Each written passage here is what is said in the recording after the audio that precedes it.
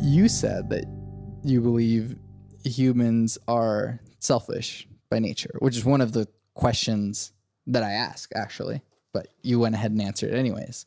And I think that that is one of the fundamental disagreements that I have with people whenever we like really get down to like arguments. Yeah. Because I think that it's a little bit more blank slate. Yeah. And so the reason people are selfish now is because we've been raised in a world that encourages that behavior and rewards that behavior. And so we think that humans are selfish, but it's really just that like selfishness wins in this environment. If we were to create an environment that was a little bit more community driven, then that sort of thing would actually get pushed away, because it's like, hey, we have like the community meat pile or something. Yeah. And if there's the one asshole in the group that's like taking, you know, extra stuff in the night or something, everyone's gonna be like, dude, that was for everyone. Like, you know, Sarah's pregnant, and you know that like old lady Marigold is, you know, she's 90, she needs a little bit. So like, what the heck, man? Yeah. No, absolutely. No, I am 100% with you on I think that selfishness is just like I said earlier, it's like a self-defense. It's a survival thing, because in like it or not, we're all animals. We all need to live out here. Like that's not a it's not a super hard thing for people to understand. It's like, you know, the way that the world works right now is that you're right. It rewards the selfishness. It lets people know that like, hey, or I don't even know what I'm saying right now. Hold up, guys. I'm going to figure out where my brain is. There it is, maybe.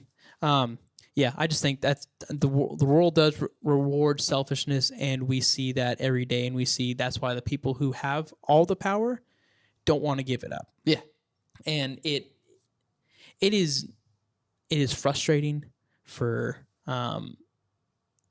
that's how it is. But also there is just like it's also, again, I don't think that selfishness is inherently a bad thing. I think it's what you do after. Yeah. Is who you stomp out because of your selfishness that is the real sin. Yeah. Like, if, to be honest, I could be selfish for my band and be like, I want us to do super, super well. That's not I don't think that's inherently a bad thing for me to want to have my band do well and selfishly do that, because that also helps my bandmates, and they also like I want them to do well because we're together as a group. But in the end, you want to do what is best for you, and sometimes you just need to like let that be just let yourself be selfish, because if you are not, people will walk over you no matter what. I don't care what anyone else says.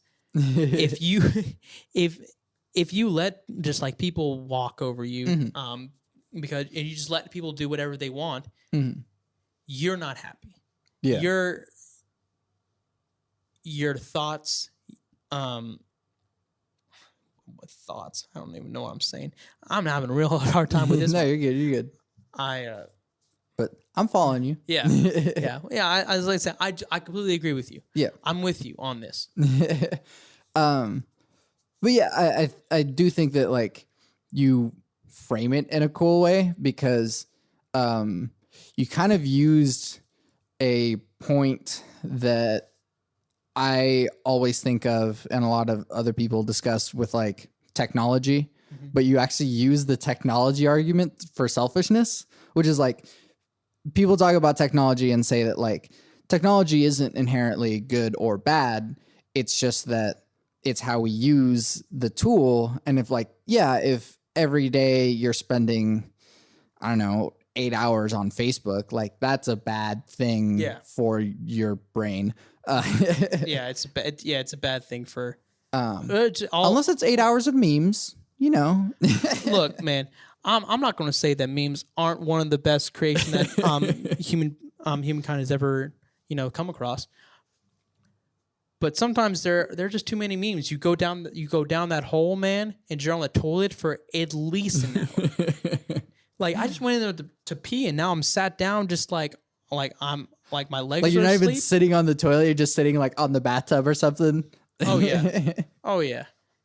And and you've been there for like an hour and a half, and your girlfriend is wondering what the hell? Yeah, what the hell are you doing? It's like, what are you jacking off in there? Like, no, I'm just looking at memes, and it's just like, wow. It's actually the sadder thing. Yeah, I've been in here for an hour looking at memes. I wish I would have been jacking off instead. At least I would have gone productive. But I don't know. Depends what you mean by productive. But you know what? You were right. I think masturbation is the cause of the least amount of productivity in all of, especially like, 13-year-old boys. We don't get shit done. When we were 13, we figured out what our penis did. Yeah. It's terrible. Like, okay. Honestly, like, I don't know about other people, but I figured that out like sooner, and that was bad. I'm not even sure if I want to tell this story. I kind of want to. All right, it's up to you. All right, I'm gonna tell it, and then I'm just gonna tell my mom to never watch, never listen to this. So I had to have the talk when I was in second grade. Wow. Yeah. Because my cousin and I were idiots. Mm. Also very naive. Yeah. He was a year younger than me. And during this time, me and him we were together all the time because we were always at my grandma's house, and like legit we were just brothers at this point. Yeah. And one day we come over from school and goes, "Hey," and we used to you remember addictinggames.com? Yeah. Yeah. We used to play all of those kind of games, you got Newgrounds, if you know what happens on Newgrounds, guys. Whew. Anyway, there's a lot of great stuff on Newgrounds, but there's a lot of terrible shit on Newgrounds. And if you're one click away from a very interesting time. Let's just say that. Anyway, so just to preface this, I am the oldest on both sides of my mom and my dad's side. I'm the oldest grandkid, so I don't have anybody to really like tell me stuff or look like I didn't have anyone to really look up to. So I had no idea what Playboy was. Okay.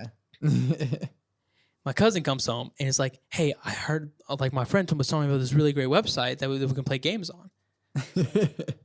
So what's it called? It's called Playboy.com. Okay.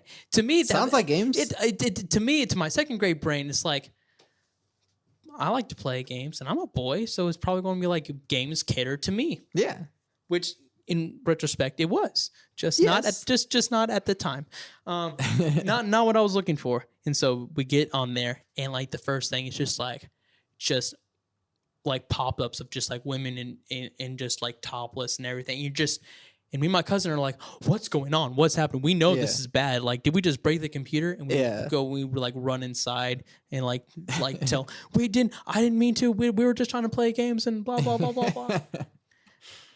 Yep. And then I had to have the talk with my dad, and that was really awkward because I still didn't understand what he was saying because I was in fucking second grade. Right, exactly. I was just like, oh? Yeah. No, I don't think I ever had to talk with my parents. I think it's not great. No, I mean, it's not great. Right. Well, I think at some point, like we had crossed the threshold to where you're just I already knew. Yeah. And they already knew that I knew. And so I was like, it's whatever. Yeah. You've been on the internet, man. It's fine. Yeah. No, man. Dude, I was just thinking about this. Like, I was on YouTube, like when it first came out. Yeah. Like watching AMVs and shit. And yeah. I just think about that stuff. I had a couple of really good AMVs also. Dude, some Linkin Park Naruto AMVs, bro. Bro, I had I went one step beyond. One step closer, if you will. Oh, to the edge, man. I use fucking Nickelback, dude. Oh, wow. Oh, it was I told you I didn't really listen to music until I got to high school. my one my top 3 bands and when I was in middle school. Fall Out Boy, nice. All American Rejects, okay, Nickelback. Stretch it, but okay. Okay. I'm gonna argue about the Nickelback. The first album is good. I think I will stand by that first album is not a bad record. What's on it to give me a frame of reference? But it's Silver Eye, I believe is what the album is called, and that one I just blanked on all their songs. That's fine. It's like a sin to remember Nickelback now. So like, dude, and here's the thing: is like I was also on the Nickelback hate, and then I realized something. They're making a whole lot of money doing what they want, and they get hated, and they don't really care. They like take it. Yeah. Like, they just like, all right, cool, we're the most hated band, and like you gotta respect that, right? Like that's rock and roll as fuck. Yeah, and also like they have some pretty cool guitars, like their little rig rundown that they have, dude. I'm sure it was with all that money, dude. Exactly, and they were also in the Spider-Man 2 soundtrack. Yes, yeah, I couldn't remember if it was 1 or 2. Spider-Man 1.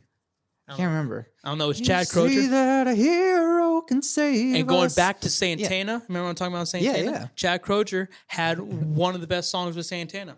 Okay. Into the Night, dude. That song is great. I don't care. I do not care what people think. That Chad Kroger is not bad. People just give him bad stigma because of the stupid Nickelback thing, which it's just a meme. Yeah, it is. But it's also there's some people who get really like about it whenever people say like, you know, I don't mind Nickelback. What? Yeah. It's like you're just stuck in this world of like you must always hate Nickelback. Like, yeah. Well, I mean, it's this, especially since we're musicians and there's like this huge tier of what a taste in music should be, and it's like, honestly, whenever you were first like, dude, 21 Pilots, one of my favorite bands, I was like, really though? Yeah, and they still are. Exactly. Yeah, and you know what? That like tears down that wall for people. It tore it down for me, where I was like, oh, okay, like it. Just because we just accepted the fact that like, oh look, 21 Pilots is popular, so you can't like them now. Yeah, and then it's bizarre because like I knew 21 Pilots before they became big. I was one of those hipsters. Sure. Where but it was actually at ACM, and I wish I could remember his name. I think his name was like Kevin or something. but it was at ACM, and like we were just talking. That's when we had a computer lab, and so we would all just like chill in there, and like I remember some of us just look at guitar gear and show each other just like music. It was great. I really missed the lab, but one day it was just I was waiting for a class, and so I was just online, just like listening to music. And this other guy came in, and we started talking, and it was, he's like super cool, and he's like, hey, I actually found this band recently. I want to see if you like them. I was like, okay, cool. Yeah. They showed me Holding On to You. It was the I don't know the song. It's off of it's their second album. It was their first one that was on Fueled by Ramen. Okay. And I was listening, I was like, this is fun. This is like a good catchy song. And then you listen to the lyrics, and the lyrics, people, you need to really look at Tyler Joseph's lyrics because they are incredible. The way that he rhymes and the way that he like describes stuff is unreal. Yeah. It really is. And like I think that Blurry Face and Ride? Is that the other one that got really big? Ride, yeah, Ride. Yeah. And don't get me wrong, that's my least favorite album out of all of their albums. I still like it. Yeah, yeah. I still love that album, but out of all the ones, like, that's not the one I return to the most. And at one point, there's even like a little video of Tyler. He changed the lyrics to "Stressed Out" by talking, basically saying that like this song is way overplayed, and now people don't like respect us. But it's like, but it's still like this is just about the stressful stuff that happens to me all the time. So it works within the content of the song. And also their live shows are incredible. Like, I know they're expensive, but if you get a chance to just look at one of their live shows, it is unreal. They have so many lights and they use them all like perfectly. They have two stages. This is my favorite part. They have two stages. They have one big stage. That's where all the big stuff happens. But then they have a little intimate stage that's on the other side of the arena for all the other people who couldn't afford like the really up close seats. They have this like small little intimate stage with just Tyler and Josh, because it's just two of them. Yeah. And they play their more like softer songs. Yeah. Just a lot of their medleys from their older stuff. And for all of us like old school fans, and also just going to a show, it's like Comic-Con. Everybody's dressed up. Yeah. Because with the Click, you basically have a uniform. For Blurryface, you showed up with a red hat, like markings on your hands and your throat, black clothes, like long shoes, red shoes, long socks, red shoes, and like it was just a uniform for that one. For this new one, it's like camo and green and yellow and like and all kind of that stuff. And you see everybody. You see like little kids. You see their parents all dressing up. You see people my age. You see people younger. You see people older. And it's just like a good wholesome cult. Honestly, like. And we're happy, dude. Yeah, we're a happy bunch because we get to sing about songs that make us sad. Yeah, exactly. Yeah. So I mean, it's not. Yeah, I don't know. Everyone can talk crap about every other musician that's popular or not popular. And that's why I at this point I don't really care. It's like as soon as I talk to somebody and I know that they're kind of a musician type and I say my favorite band is 21 Pilots, they immediately go like, "Oh, you don't know what you're talking about." Then it's like, "Oh no, I mean I do, I do, but I just have an opinion that I'm not afraid to express." Exactly. So, and that's some next level shit. Yeah, exactly. But my favorite. You know Robbie Anderson, right? So drummer for Zoot Suit and used to be drummer from Magic Lunchbox. He was my roommate. Loved the guy to death. Yeah. His favorite band is Coldplay. Yeah. And Coldplay's the shit. It is, or at the least shit. Was for like. Look, those first three albums are incredible front to back. Yes, like stand out. But then you go talk to anybody and they're like, Coldplay, really Coldplay, especially when they're popular. Right. Yeah, because they were the 21 Pilots of like their time, where they just kind of blew up and everybody's like, oh, I fucking hate Coldplay. Right. They make songs that people like. Right. No, I mean, it's the same thing that happened with 21 Pilots is that like, all right, here's Sky Full of Stars. Here's something just like this for the 20 millionth time. Yeah. Shut the hell up, Chris Martin. Yeah. But if you go back to Parachutes or Rush especially of Blood. Parachutes. Oh, Parachutes. Like I'll say Luke, bass player from Pabu, like he will stand by that album more than anyone else. So good. It's so good. It's phenomenal. He's been listening to it all the time, and we sit there and like listen to it, like while driving around. We're like, dude, this is great. Like you always you don't forget that it's good, but you don't always go back and appreciate it. Yeah. And then when you do, you're like, oh my god, man. And you know what? Like I was listening to Coldplay, or at the same time that I was listening to like Death Cab for Cutie. Yeah, and I hold them to the same regard, dude. I was going to say Death Cab is like they are unreal. They are so good. Yeah, They are phenomenal songwriters, the phenomenal band, and they're just good. It's just good music. Like you don't. I feel it's not like a genre that I don't feel that anybody has super negative opinions about. You might not. Might not be your thing, but at least you can be like. Nah, okay. It's I mean, it's a good song. Yeah. But, I just won't listen to it. And you're like, right. Okay, well, that's fair because it's good. It's like Tom Petty. Tom Petty, I stole this from Chad Whitehead from Tower, but he said, if you ever want to, make it as a cover band, Tom Petty cover band. Okay. You know why? Rock people like it. Hipsters like it. Country people like it. Coffee shops like it. Yeah. Regular pop people like it. That's true. It fits every single category in that kind of niche. And it also they're not super hard to play. Yeah, exactly. They're great songs. Yeah. But they're also like simple songs, which makes them like really good. Yeah. But I mean, even with that, like, I think even in that era where I was listening to like so much Death Cab and so much Radiohead, like, Radiohead's a different thing. But we can go deep. Yeah. But like, they actually shaped my voice. Like how you say, like, oh, these are my biggest influences as a guitarist. I'm a singer primarily. Yeah. And like, there's so much Tom York in my voice, and there's so much Ben Gibbard in my voice. Yeah. And probably a little bit of Chris Martin because of that. Yeah. Coldplay's great. Yeah. They really are. Coldplay and 21 Pilots and Death Cab and Radiohead are all great. Yeah. Facts. Right.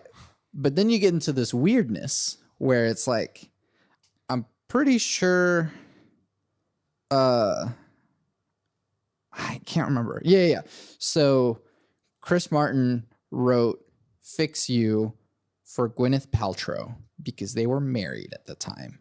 And that's weird. I just tried to forget that Gwyneth Paltrow ever existed. If I'm honest, I don't care about Gwyneth Paltrow. That's fine. You don't own a vagina to put jade eggs into. Goop. She just seems to be just weirdo, man. Just something else. Which I mean, I feel bad because I really, in all honesty, I don't care like what Gwyneth Paltrow does. She can do whatever she wants. Sure. I'm just going to say that she's weird. She's just weird. It's not just weird. I think more so, and this probably goes to a bigger conversation, but like, I don't like the almost deliberate kind of misguiding of public opinion of like, even if these celebrities may not be like 100% like anti-vaxxers or something, they're still like putting the seed of doubt out there. Yeah. No, and that's causing actual harm in society. Yeah. No, but it's also kind of like separating the artist from the art. It's like, yeah. Where's the line? Yeah. Where do you figure out like, well, that person, I just don't like what that person says, but in actuality, like I like their art. Like, well, like when will that become an okay thing again? I don't know. It's hard. It's harder for me. I can't separate art from the artist. Kanye West has gotten so obnoxious to me that I can't even listen to like the good shit from before he started being an asshole. Oh man. you hit me with the Kanye. I'm not gonna lie to you. Kanye West was my artist of the decade. Yeah, I mean on Spotify, and that's fine. Like he makes such good music, right? And I don't doubt it. But like, I stopped listening whenever Life of Pablo came out. Like I was just like, I don't even care anymore, dude. Yeah. I will say Life is Pablo really good. Yeah, it's really good, and I'm sure it is. I haven't listened to it. Actually, no. I listened to what's the song? Hyperlight Beam. Ultralight Beam. Ultralight Beam. Yeah, I always, Ultralight Beam. yeah, Dude, that song is a banger, mostly because of Chance the Rapper though, and the choir. Yeah, no. I'm saying he as a producer, he's unreal, and that's why I like him. And also like I do like his flow sometimes, but I just like how he creates songs. Right. And also there's a couple of really cool videos talking more in depth about Kanye. It's by a guy called The Most Unruly, I believe. And he talks about like college dropout and like what Kanye was like dealing with at the time. And like you see kind of a bunch of stuff happening. You kind of see an evolution of like, okay, I kind of understand why he's acting like this way. Do I agree with it? Absolutely not. Like I don't condone his actions. Right. But also it's like that's his decision to make. He did it. The reason why he's where he's at is because of those decisions. Right. And who am I to say that like, hey, you're wrong? Right. And now again, if he comes to me and he says like, well, my way's the right way, I'm like, I don't agree with that. I don't agree with you. And I do feel that some of the stuff that he does is damaging. Yeah. And if because you say stuff like, you know, I don't really want to listen to Kanye West. It's like, I totally get that. Yeah. I'm 100% like, I understand that that's where you are at. And if anyone else was telling me that, it would be the same thing. Right. But it's just that like that the musical part of me that's just like when I listen to him, especially like the stuff that he's been doing with the Kids See Ghosts. Have you heard about Kids See Ghosts? No, I haven't. So it was like last year in summer, he dropped five projects. Yay. What's his name? Pusha T's new album. I think that I can't remember the other two that he did, but they were all for other people. Then he did one album with him and Kid Cudi, and they go by the band called Kids See Ghost. And that album is some of his best work, hands down. Yeah, I mean, I can't say anything bad about Kid Cudi, so yeah, and it's and yes, I do believe that there is damaging stuff that Kanye says, but also I do think that people take it a little bit too much. Yeah, like, no, it's not nearly as bad as now Phil Spector or something, but like and I will say that's like I totally understand that if something like that turns you off to music, it's just something that if something from a personal life just like escapes onto onto your like preference of the artist, and you're just like, I can't not think about it. There's one band that I can't listen to, Lost Prophets. Do you know Lost Prophets? I don't know Lost Prophets. But... They're like emo kind of like like kind of like post-hardcore. It's like during that time, like post-hardcore. Under Oath kind of sounding stuff, but less screamy. Well, I wouldn't say that. Anyway, but their lead singer is a terrible person. Okay. He's in jail for a lot of really, really messed up things. He's a disgusting human being. And now every time I only have like one song that I kind of liked by them. And I still, every time I think about like playing that song, just he's there. And I go, I don't like that. I don't like that person. And so that has like turned me off to that stuff. Yeah, my biggest example, other than Kanye, obviously, is Brand New. That's a rough one too. But the thing about it is that, and that goes into a bigger thing about like the anatomy of an apology. But like the thing with that's a great album name, by the way. I'm sure it is. Yeah. Which I guess Brand New could put out and make people very angry. But but the thing is that like, especially during that time where like a lot of the big Me Too stuff was coming up, brand new release of science fiction, and it was like, it's probably my album of the decade. And then not too long after that, this stuff comes up about like, oh, he like solicited naked pictures of underage girls, but that was during like the Deja Entendu era. And so it's like his apology was like, yes, I did do that. That was a long time ago. I was messed up then. I've gone to therapy. I've talked to my wife about it. Like I've done the whole process. I'm sorry for all the stuff that I've done. And so it's like, what else can he do though? Yeah. No, there's there's a singer-songwriter goes by the name Front Porch Step. Do you know who he is at all? Great songs. Just great, well written songs. Now, of course, at one point he starts to just take off, and he gets noticed by women of all ages, and of course he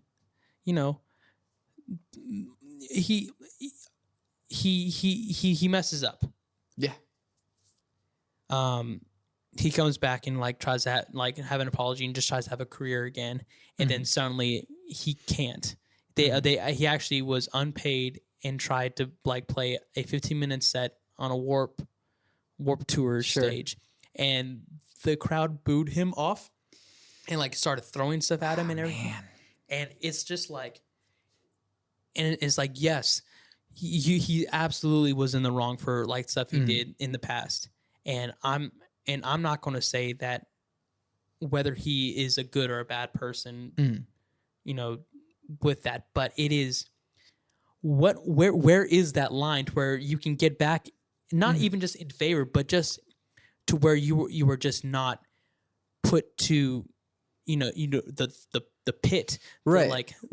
The angry mob, to where you're not treated as you are not your worst mistake. Yeah.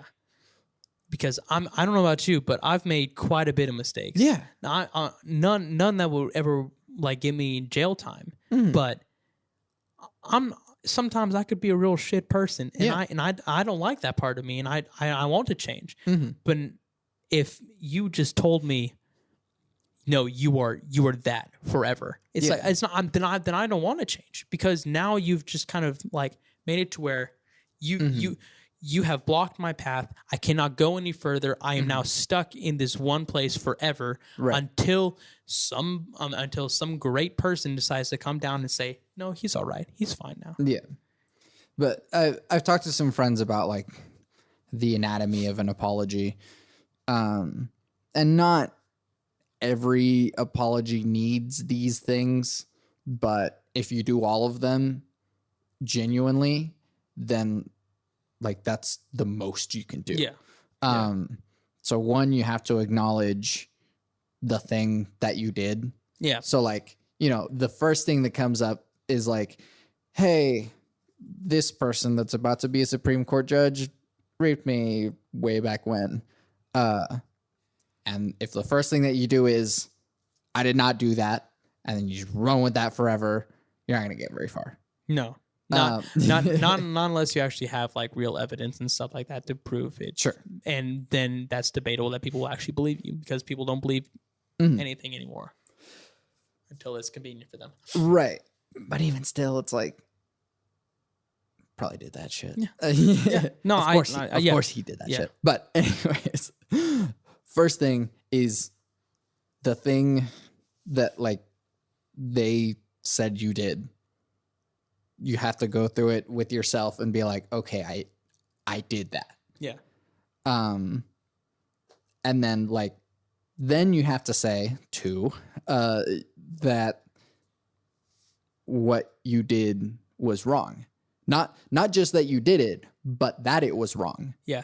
And list the things that made it wrong. Without excuses. That's the biggest thing. Is like, yes, you could have a million things that pointed you in that direction, but in the end, you're the one who you pulled the trigger, you made the decision, and now this is where we're at. This is where you're at. Yeah, And it's like, yeah, it could be like, yeah, I was going through a rough time back then. I was super drunk, blah, blah, blah. Like, it's not going to bring people to like, oh, okay, well, in that case, you're forgiven. Yeah. Like, no, negative.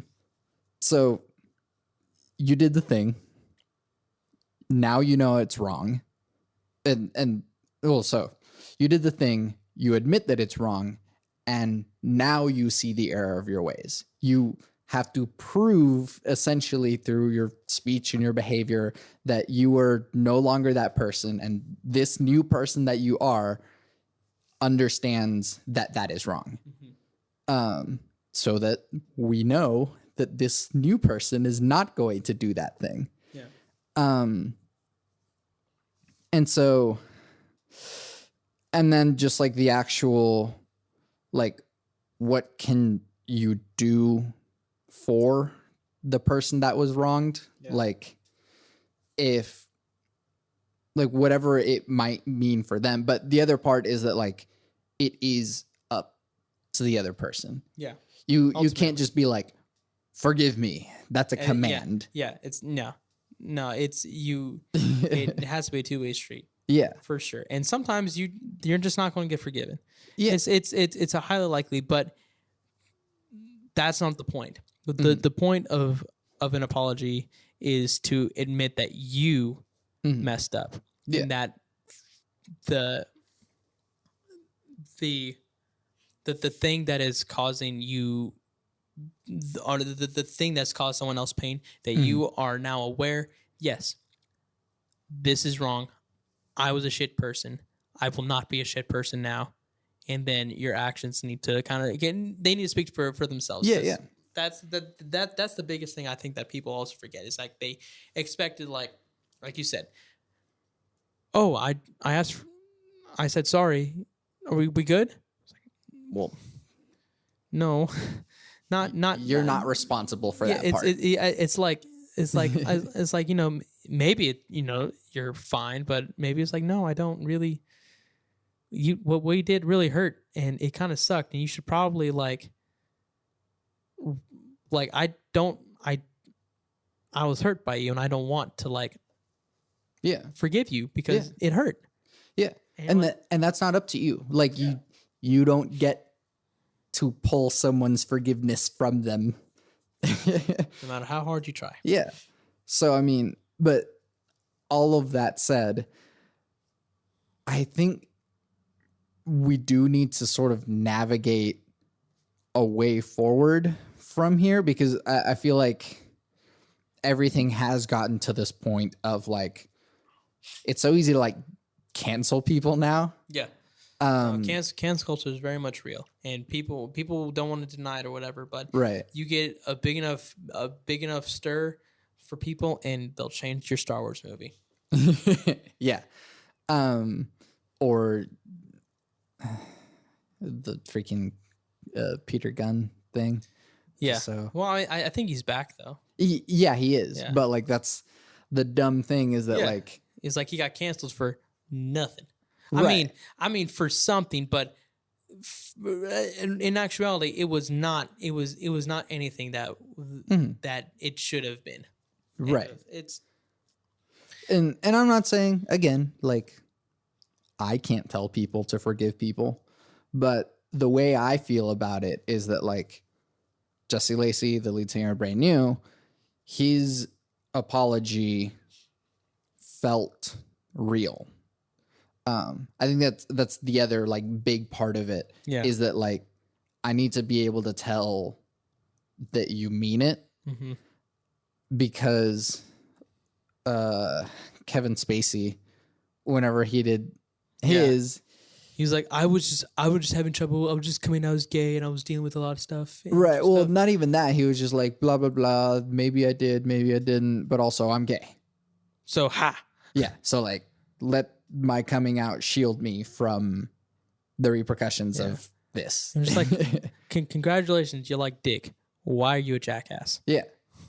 And so, I mean, your coming out isn't going to shield you from the consequences of your actions. Just Yeah, or any other thing you want to try to put in front, your excuses for why you did what you did. Yeah. Yeah. No, it is really sad, especially going on like right now because Kobe just died, and a lot of people were moved by Kobe. Yeah, a lot of people were, but now you're starting to see a little bit of people saying like, well, remember he was accused of rape in Colorado and stuff, and it's like he's a rapist. Like, first of all, I don't remember that trial as much, but I thought that they dropped the allegations. I don't know for sure, and also I'm not saying that it did or didn't happen because we all know that dropping allegations for the right price necessarily it doesn't mean you're innocent. But it's not really about the fact that it was this specific person who died. It was the memory that people have of this person to them. It meant something to them to where they feel they feel hurt, they feel lost when that this celebrity died. Yeah. Like I don't know anybody who actually knew Kobe Bryant, but I know a lot of people who like grew up watching him. And honestly, one of my favorite things that I saw on Facebook when he died, one of my very good friends, his wife is an LA Lakers fan. I never understood why she was an LA Lakers fan, but she's like she has always been super into LA Lakers, super into Kobe Bryant. Like that was her team.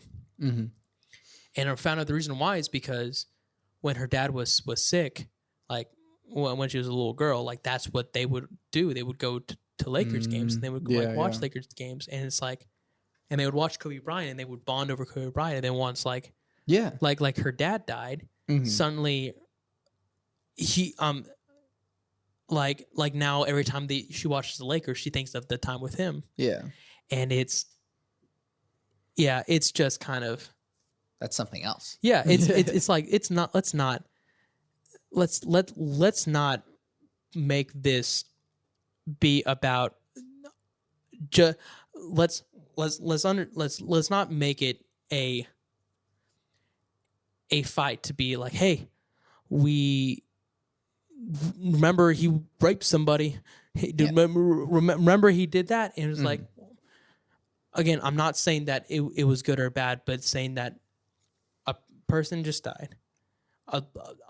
Quite a bit of people died. Yeah, and one of them especially meant something to a lot of people who maybe doesn't necessarily have to do with him. Maybe it's just the situation, and that now, and those feelings need to have some kind of release. Yeah. So that's my 2 cents about that. The other weird thing about it is that like, other people died on that helicopter. Yeah. And I think it was only like today that I saw that like people acknowledged the other people. I actually saw quite a few whenever it first happened. I saw quite a bit of people who did that. But like I said, I don't think the absence of people's, right. I'm saying, I'm being like, hey, that, this one person, he also died. I don't think doing that really like helps because you don't know that person. Like you might, you absolutely, you could, but it's not, again, I don't think it's the person you're celebrating. I think it's the memories that person provided to you. And we can also just all be, sad about a loss of life, especially, because there was, if I remember right, there are multiple kids who died, and like that's just tragic. Yeah, like exactly. It really is. So why fight more about this and not, and let's actually make remember the good times and just keep keep going. Yeah, like yeah, and people aren't the sum of. Or people aren't just their worst mistake. Yeah. That's an interesting, weird turn of things that we went through just now. It's true. And my girlfriend is calling me, so I'm guessing I'm in trouble. So, well, thank you for doing this with me. Absolutely, but it's all good. I had a blast. Yeah. Plug yourself real quick. Okay. Yeah. So you can find me, especially on Instagram, at Mylo's Point. There you go. MY, yeah, MYLOS Point. Yes. And then my band Pabu Band. We're on all the socials. We're on Spotify. Come check out our song Afternoon. We're going up a couple more shows. We have a couple of singles coming up. And then, yeah. Good stuff. I'm Santiago Ramones. I'm Mylo Sonder. You can find everything that I do on my website. Go ahead and do what you need to do. I'll do this plug. You can find everything that I do on my website, santiagoramones.com. Too Many Damn Cables is streaming now everywhere. That is by Power Cycle. Or you can buy it on Bandcamp, or, do all of the things however you want to support or listen. Too Many Damn Cables is an entirely improvised electroacoustic album, which I'm really proud of, and John and Breck are also really proud of. So check it out. And our next Electric Pizza concert is March 2nd? Woohoo. Question mark? Which we wrote a bunch of pieces for. And so that'll be a different experience. So check that out. It's definitely something else, something unlike the other Electric Pizza concerts. And just keep in mind that every single Electric Pizza concert has free pizza. So it doesn't matter. I'm convinced. It doesn't matter if you even really want to come for the music. If you're not into it, just grab yourself some pizza and put earplugs in, I guess. Just, come to the thing. I was on the podcast with my 3 things. They shape my life philosophy. Those 3 things are: love never fails. It's going to be okay. I might be wrong.